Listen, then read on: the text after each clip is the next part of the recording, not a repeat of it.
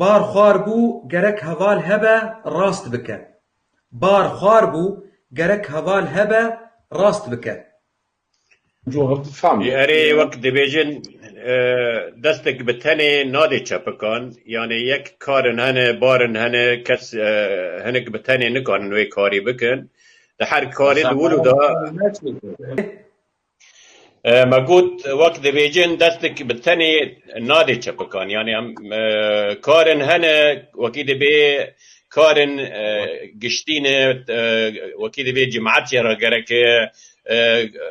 مریض را گرکنه کس نه کار نه تنکانه تناسری خواب کی نمازجی اگر بارت خار بی بارت کات دوی حوال انتهبن و باری بتر راکن و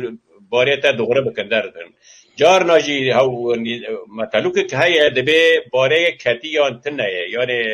یکی هجار بی فقیر بی درویش بی و باره خوکت جی کس دوی وکی دوی آلیکاری پی رناک درناکی یعنی بار کت وقتی تی خواستن گرک هنک هبن بتر آلیکار بن یعنی وقت ام بین دوزا گلیمه اگر ام دستی خاناتن هفته ام به هفته را خبات نکن کس بجبر موا باره مرا ناکه در ناکه بار سر ملی میه و باره مخور بیه دوی ام دستی خوابتن دستی هفتهش بو ام باره خراب بکن در بکن اواجی دوزا وقتی بی محمیه امکانه بن دستی خوابتن دستی هفته جبو باره خاراکن و دوزا خواب بردوام بکن در بکن tamam. بار خار بو گرک حوال هبه راست بکن بله یعنی دور دا چه ته گوتن رولا دوست و حوالا تلیستن که هگر مرووک او روشاوی خراب ببه کاروی گرام ببه باراوی گرام ببه یعنی گرگ مروفن نه گرگ یعنی گرینگ لسر مروفن و دوستو ناسیوی رولک خابلیزن جبوک و گرانی برگرانی لسر سفک بکن اف یعنی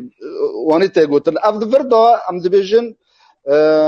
بار کو خار ببه لیکو بار بکه ببه چه ببه مرسله دور دا یا دبی حواله بارکتی تنه یعنی جبه ورد بیشن اوجی بطلوگ کردیه یعنی پیونده کردیه جبته یا ذکریه اره یعنی اف گوتنه هانا منا شیرو کریه اف سر بار خاربونه اما لی بارکتنه او هین زورتره یعنی گلک دوست و حوال گر اگر حتی که کار بن یعنی آلی کاری اوی را بکن و